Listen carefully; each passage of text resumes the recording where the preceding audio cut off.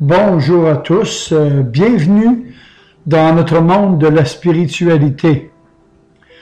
Le thème de mon message aujourd'hui est le grand désastre, la grande catastrophe évangélique.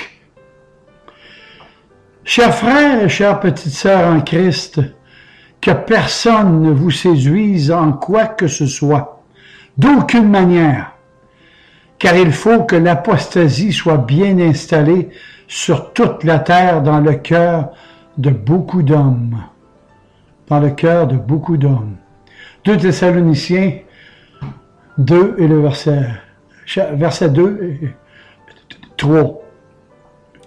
Frères et sœurs en Christ, je sais d'avance que le message de ce jour apportera beaucoup de polémiques dans les milieux évangéliques, car il me faudra traverser la barrière de vos mentalités et de vos cultures religieuses.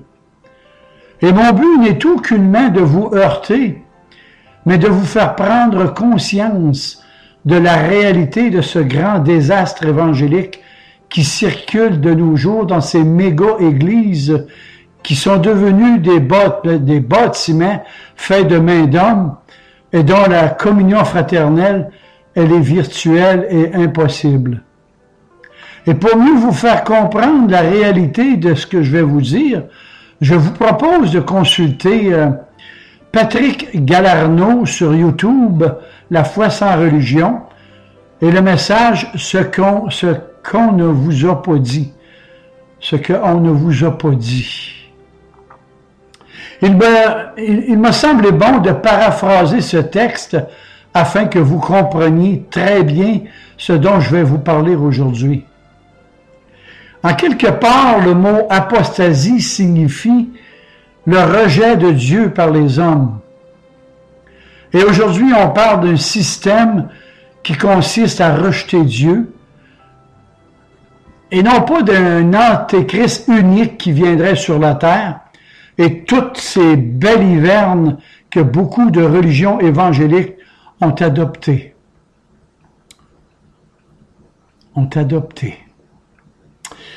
Jean nous dit d'ailleurs qu'en son temps, qu'il considérait, comme les derniers temps, qu'il y aurait beaucoup d'antéchrists. Il y a beaucoup d'antéchrists, mais ce n'est pas mon sujet. 1 Jean 2, 18. Frères et sœurs, j'ai beaucoup hésité avant de vous parler de l'apostasie et dans notre époque, d'où la situation en est rendue très, très grave. Dans l'Ancien Testament, aux périodes d'apostasie, Dieu retirait ses prophètes en période d'apostasie. 1 Roi 17, 1 à 6. Le numéro 64, Élie et les corbeaux du Seigneur, et vous me reviendrez là-dessus. Vous savez que tous les prophètes ont toujours été envoyés pour ramener le peuple d'Israël vers Dieu dans des temps d'égarement et d'aveuglement spirituel. Mais lorsque l'égarement se tourne vers l'apostasie, il se passe ce que nous dit le psalmiste. Ils ont mis le feu à ton temple. Ils ont rasé et profané le Dieu où tu demeures. Ils se disaient entre eux, nous les détruirons tous ensemble. Ils ont brûlé dans le pays tous les endroits d'où on rendait un culte à Dieu. Plus de miracles miraculeux, plus de prophètes, et personne parmi nous qui peut dire combien de temps tout cela durera. Psaume 74, 7 à 9. C'est ça, l'apostasie. Mes amis, la pire erreur que vous ne devez pas faire, c'est d'essayer de bâtir ou de construire votre propre témoignage qui serait basé sur des fabulations ou des faussetés. Élie était un humain tout comme vous et moi, c'est-à-dire des élus déchus, rachetés par la grâce de Dieu. Mes petits-enfants, moi je vous dis de demeurer vous-même, d'être naturel, sans artifice, sans façade, franc, transparent et sincère. À présent, comprenez-moi bien. Nous ne voyons plus de signes miraculeux aujourd'hui comme ceux de toute la Bible. Nous ne voyons plus de prophètes, car par la venue de Jésus, celui-ci a inauguré sa période du royaume ou de l'ère messianique, si vous aimez mieux. En quelque part, l'ère de la grâce de Dieu, si je peux m'exprimer ainsi. D'ailleurs, le Seigneur nous a tout dit de ce qu'il avait à nous dire. Tout a été accompli. Tout a été accompli. Sa parole, elle est complète. Et il n'y a plus rien à ajouter ni à retrancher. Car à bien des reprises et de plusieurs manières, Dieu a parlé autrefois à nos ancêtres par les prophètes. Et maintenant, dans ces jours qui sont les derniers, dans ces jours qui sont les derniers, c'est par son Fils qu'il nous a parlé. Hébreux 1:1. Nous avons tout pleinement en Jésus-Christ. Colossiens 2:9. Et notez ce que je vais vous dire maintenant. Il n'existe aucune créature dans l'univers qui peut prédire le retour de Jésus-Christ. Je dis le seul et dernier retour de Jésus-Christ. Il revient pour le jugement, le dernier et final. Il n'y aura plus de deuxième chance, comme certains croient, aux fantaisies du folklore religieux des humains. Son retour, la grande tribulation, 3 ans et demi de paix, 3 ans et demi de tribulation, 1000 ans de paix, un autre retour de Christ, le grand jugement, et voilà les légendes qui fusent de toutes parts. Les divagations, les contes de bonnes femmes, un monde imaginaire, et tout est parti pour se raconter des peurs, et les hérésies sont invitées à ce désastre évangélique. Il n'y a rien de biblique ni de logique dans toutes ces superstitions. Et là-dessus, je vous propose sur Denis Doyon YouTube les numéros 101 à 110 sur l'univers de l'Apocalypse, et vous me reviendrez là-dessus. Et de ce que je vous dis, fait partie d'un des plus grands désastres dans les milieux évangéliques. Ah oui, Satan. Satan y est fort. Très, très fort. Et pour vous faire avaler un mensonge, il ajoutera toujours un brin de vérité. Apocalypse 22, 19. Le mot apostasie n'apparaît qu'une seule fois dans la Bible, et c'est le texte que je vous ai lu. Et lorsque je vois ce mot, il me fait frémir dans mes réflexions et dans mon cœur. Je vais vous dire une chose. Il y a pire que d'avoir des évangélistes comme moi qui vous cassent les oreilles par nos prédications. Il y a encore pire dans les églises chrétiennes que des anciens qui vous enseignent toujours les mêmes choses. Et le pire des pires, c'est justement de ne plus en avoir du tout. Oui, ces serviteurs de Dieu que Dieu nous a envoyés, ceux dont on a méprisé, la parole qu'on a rejetée et échangée pour des clubs sociaux ou autres. Et croyez-moi, en ces temps d'apostasie, et le jour vient à grands pas d'où le Seigneur retirera peu à peu ses serviteurs. Et moi, je vous dis que s'il fallait qu'il enlève l'illumination de sa parole, nous nous retrouverons simplement avec un livre banal d'où toute substance spirituelle serait retirée, même si c'est une meilleure traduction. Dites-vous que si Dieu lui enlève, lui retire sa lumière, la Bible deviendrait obscurité. Et si Dieu lui retire la vie, ce livre deviendrait un livre de mort, un écrit sans illumination. Et vous pouvez noter les versets que je vous donne. Psaume 25, 9, Ésaïe 29, 11, Jérémie 28 à 9, Jean 9, 39, Actes 28, 26 à 27, Romains 10, 14, Romains 11, 18, 2 Corinthiens 4, 4, et j'en passe beaucoup.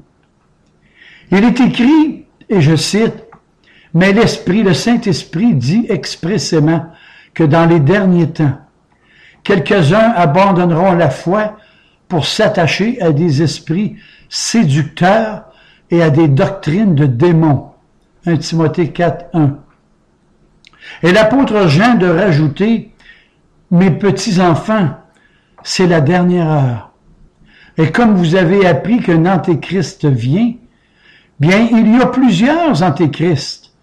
Et c'est par là que nous connaissons que c'est la dernière heure. 1 Jean 2, 18. Vous rappelez-vous, chers amis, au début de nos vies chrétiennes, combien nous étions bouillants pour cette parole. Nous dévorions ce livre et tranquillement, bien, nous espacions nos lectures et nous en étions rendus jusqu'à lire nos Bibles d'à peine 20 minutes par semaine. On ne se contentait que de miettes et du culte des dimanches matins répétitifs. Nous étions, pour ainsi dire, blasés de ces cultes moralistes et endormants. Nous voulions expérimenter de nouvelles frontières de spiritualité en côtoyant des sectes charismatiques autour de nous. Vous savez, le diable est beaucoup plus rusé qu'on pense. Hein? Il a vu couler de l'eau sous les ponts bien avant nous.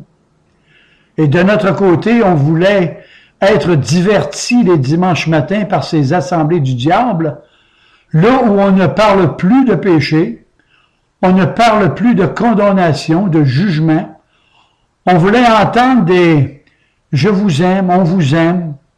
On voulait recevoir un accueil rempli de gros câlins, avec des baisers fraternels. On voulait entendre notre musique qui n'est pas endormante. Et comme le vampire se nourrit de sang, sachez que le diable se nourrit de vos péchés. Mais on se sent tellement bien lorsqu'on nous divertit avec du gospel entraînant, ça nous réchauffe le cœur. Les bras en l'air, on danse et on s'amuse. Mais je pose la question, lorsque vous vous réunissez, Dieu est-il réellement au milieu de vous? 1 Corinthiens 14, 25. Moi, je vous dis que lorsque l'Église devient un monument, elle cesse d'être en mouvement. Et de nos jours, beaucoup d'églises se prostituent pour les richesses de la terre, et lors de leur rassemblement, ils dépouillent les plus naïfs et les pauvres en leur imposant des dîmes qui, en passant, les dîmes ne s'adressaient qu'au peuple juif de l'époque. Dans ces religions dites évangéliques, on donne nos dîmes et nos offrandes par procuration pour soulager nos consciences à l'entreprise évangélique qui administre mes argents selon les désirs des dirigeants. Et tout ça, c'est très, très lucratif pour eux. Des millions de dollars pour eux, pour leur bâtiment, à eux, pas à vous. Ce sont leurs églises. À eux, toute la logistique intérieure, les instruments de musique, les écrans géants, l'air climatisé, et j'en passe.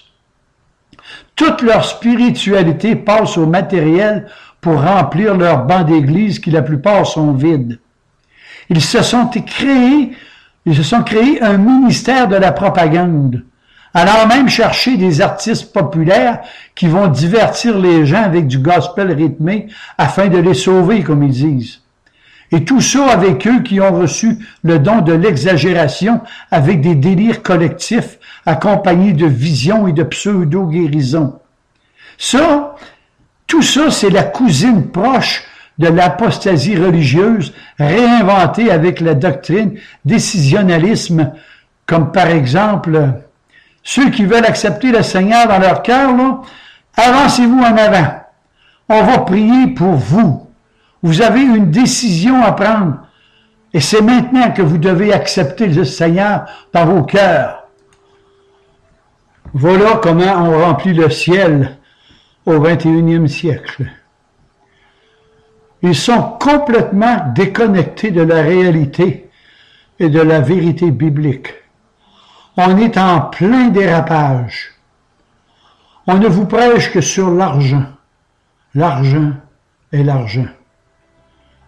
Tandis que moi, bien, par la foi que le Seigneur m'a donnée par sa grâce, je donne selon mon cœur pour l'œuvre que j'ai à cœur.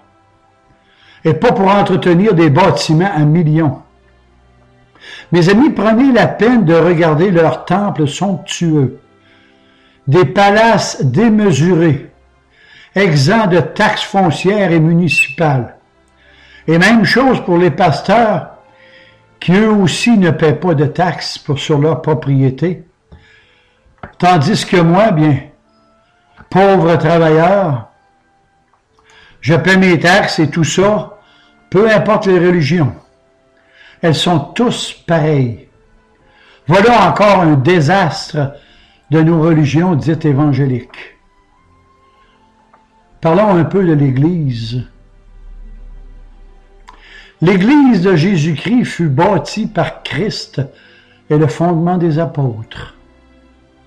Ces églises sont bâties, je parle des églises des hommes, sont bâties par les avidités de ces faux bergers. L'Église avec un grand E, ce sont des pierres vivantes. Et leurs églises à eux, ce sont des lieux faits de pierre et de bois. L'Église, elle est organique. Leurs églises sont des organisations. L'Église avec un grand E, ce sont tous ceux ou celles qui ont reçu la foi de Dieu et non des hommes, provenant des hommes. Leurs églises sont construites pour ceux et celles qui recherchent la sécurité dans une religion. L'Église avec un grand E est le résultat de la destruction du temple de Jérusalem je parle de Jésus, qui 3 jours plus tard donnait l'Église.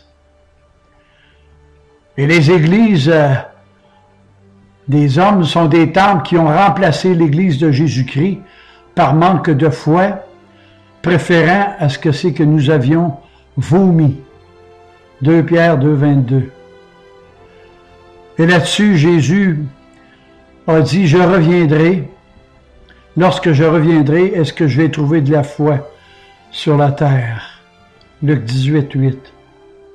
Ici, Jésus savait que vers la fin, l'apostasie aurait son trône dans le cœur de beaucoup d'hommes. Il n'a pas dit qu'il n'y en aurait plus, mais la charité du plus grand nombre sera refroidie. Et c'est ce que vous voyez dans nos églises aujourd'hui. L'amour du plus grand nombre s'est refroidi. Les hommes même diront, mais où est la promesse de son retour? Car depuis que nos pères sont morts, tout demeure comme dès le commencement du monde. 2 Pierre 3, 3. Comprenez-moi bien, la fin d'un monde n'est pas la fin du monde, mais la fin du mal. À la place de Jésus, ne vous seriez pas, vous dit, le sacrifice que je vais endurer est-il vraiment indispensable? Mourir aussi durement pour ceux que nous avons tellement aimés, mon Père, moi et le Saint-Esprit, pour qu'ils perdent leur foi qu'on leur a donnée. Tout ça ne tient pas la route du chemin étroit. Mais que veut dire l'apostasie? Le dictionnaire usuel dit que l'apostasie est une désertion, un abandon. Lorsque les hommes corrompent et altèrent les principes de l'Évangile et apportent des modifications scripturaires, lorsque l'apostasie sera généralisée sur la terre, il est quasi assuré que la fin sera proche. D'ailleurs, ce sera un des signes avant-coureurs du retour de Jésus-Christ. Luc 24, 34. Il est écrit de plus, et c'est Paul qui le dit, que dans les derniers temps, les hommes ne supporteront plus la saine doctrine, mais auront le plaisir, le désir d'entendre des choses agréables, et là ils se donneront une foule de pasteurs et d'évangélistes pour entendre des choses agréables. Et en plus, ils se tourneront vers les fables et les contes mythologiques, de la fabulation. 2 Timothée 4, 3, 4. Et n'est-ce pas ce que nous voyons de nos jours dans ces somptueux temples faits de la main de l'homme? Acte 17, 24. Dans ces églises dites évangéliques, il n'y a presque plus d'harmonie entre la parole de Dieu et le cœur humain. On divertit les boucs au lieu de nourrir les brebis. On vous prêche un évangile de prospérité, un évangile de bonheur, un évangile trafiqué et torturé. Le Seigneur, lui, pour nous transformer à l'image de son Fils, va nous faire passer par les mêmes expériences que son Fils, c'est-à-dire que vous serez rejetés, méprisés de tous. Vous allez passer par le tordeur de la solitude, des tentations, du stress, des critiques, des rejets de vos frères et sœurs dans la chair, et même ceux dans la foi. Et je me suis souvent demandé pourquoi l'homme invente-t-il toujours de nouvelles falsifications à un évangile si pur. Toutes les religions, et je ne pèse pas mes mots, toutes les religions, sans exception, prêchent un salut par les œuvres, par les aumônes, des mortifications, des jeûnes, des sacrifices. Ils vont faire mer et monde pour faire des pèlerinages à Jérusalem, rencontrer des pierres mortes, des cérémonies, des rites inutiles, et surtout, faut pas l'oublier, beaucoup d'argent. Pourtant, le Seigneur donne un salut gratuit. C'est lui qui vient chercher ses brebis. C'est pas vous qui acceptez le Seigneur. Oh, que ça se peut pas. Ésaïe 65, 1, allez le lire. Éphésiens 2, 8, c'est par la grâce. Mais voulez-vous bien me dire, c'est quoi votre problème? Ah, si je vous suggérerais l'apostasie. Voilà brièvement le désastre évangélique dans nos églises de notre époque aujourd'hui. Une débâcle religieuse. Alors que le monde de la vérité chrétienne se défait dans le plus grand désastre évangélique que n'a connu l'histoire, nous sommes en présence d'un athéisme pratique. C'est un athéisme qui réduit l'Église à rien de plus que le service qu'elle offre ou les bons sentiments que le ministre peut produire. C'est-à-dire réduit à rien plus qu'à un rôle de marionnette. Car tout est décidé d'avance par le comité pastoral. Et si le pasteur de bonne foi, puis il y en a par exemple, qui composent des sermons, malheureusement ils sont revisés car il ne doit plus parler de péché, ni de repentance, de jugement, ni de parler de condamnation, car tout ça c'est négatif. Et ce n'est pas bon pour les hymnes. Le monde n'aime pas ça. On recommande aux pasteurs de prêcher un évangile de prospérité, un évangile de bonheur et surtout d'argent. Le pasteur est transformé comme une marionnette.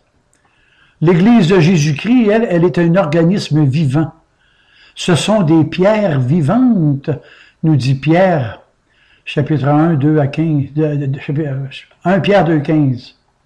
L'Église des hommes s'est convertie en un organigramme gouverné, rigide et régenté selon les règles préétablies, un peu comme les 613 ordonnances que les pharisiens avaient ajoutées à la loi mosaïque. C'est un peu ça l'apostasie.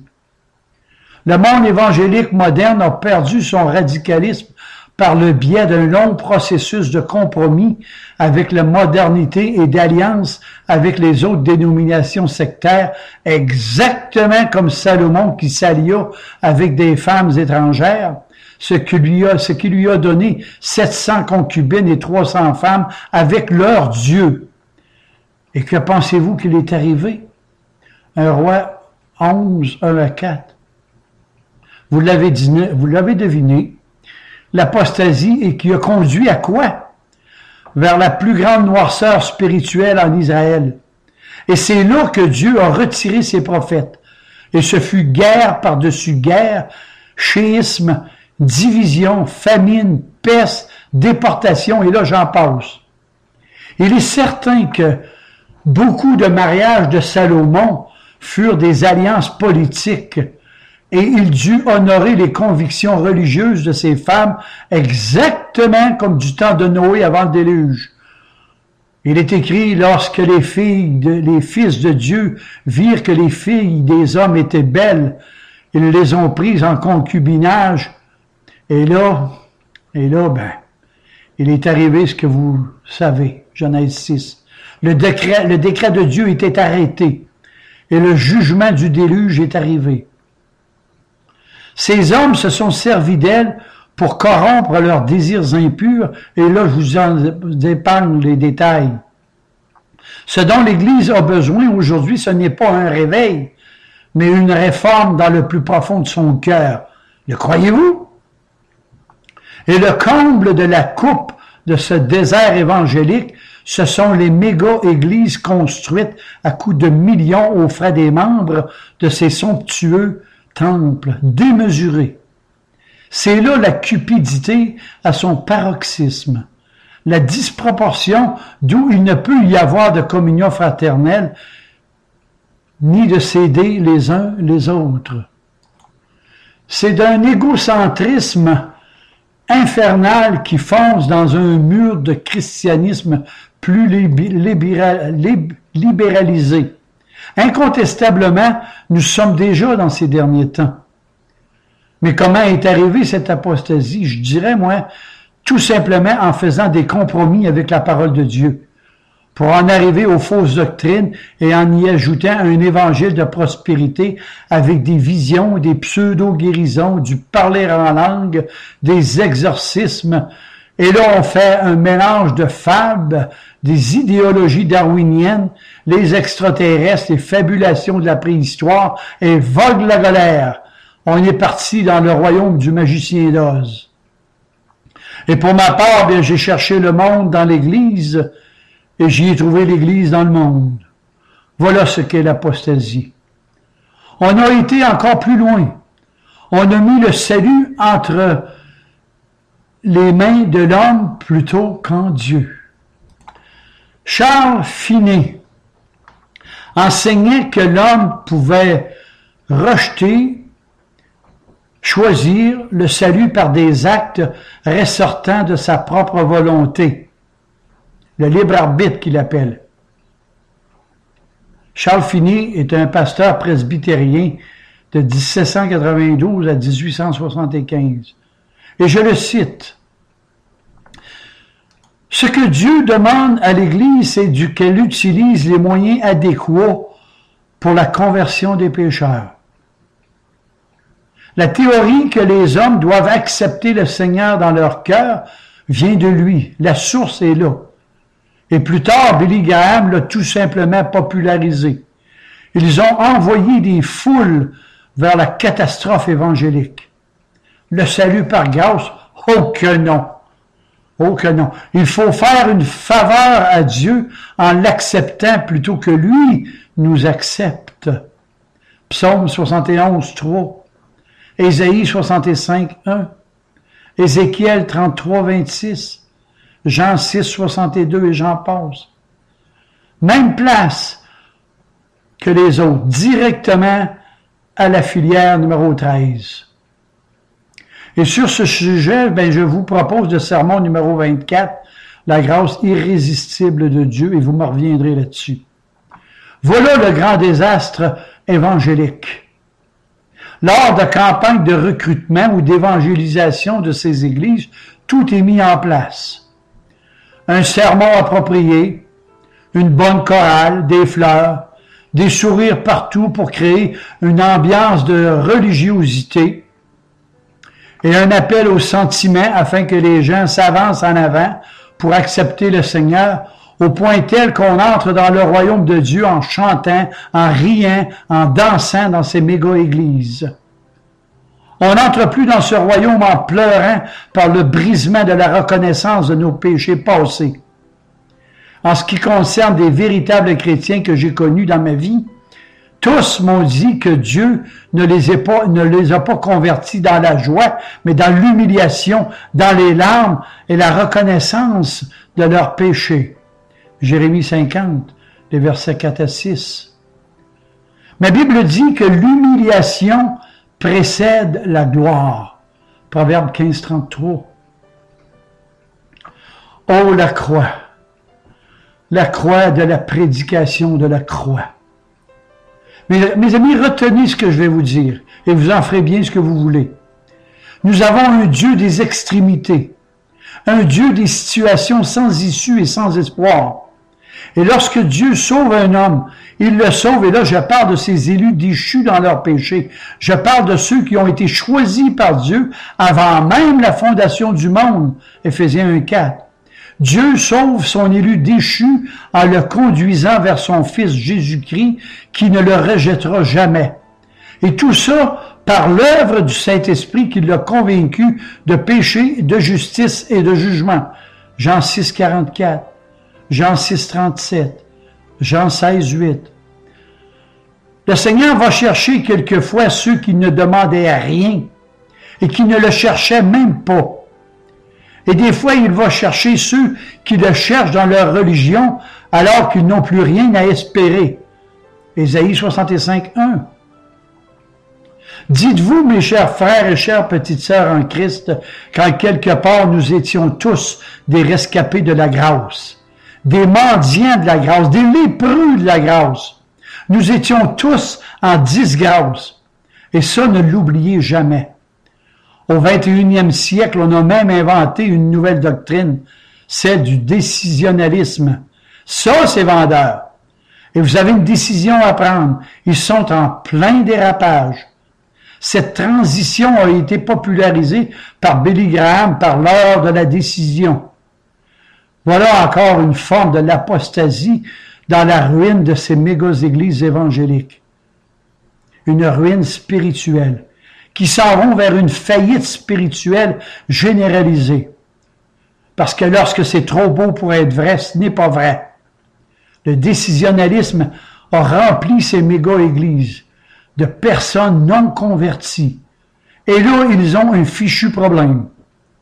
Je dirais encore plus que si vous n'avez jamais expérimenté une véritable conversion, si dans votre cœur, vous n'avez jamais été convaincu de péché, de justice et de jugement, vous avez un fichu problème de cœur. Ces fausses religions en sont devenues un désastre évangélique sans précédent, une catastrophe empoisonnée de religiosité morte, et à ce problème, il n'y a qu'une seule personne qui peut vous délivrer. Donc, prenez donc un peu de votre temps pour lui en parler à votre cœur. Allez dans votre chambre à coucher et à genoux, parlez-lui avec votre cœur. Amen et Amen.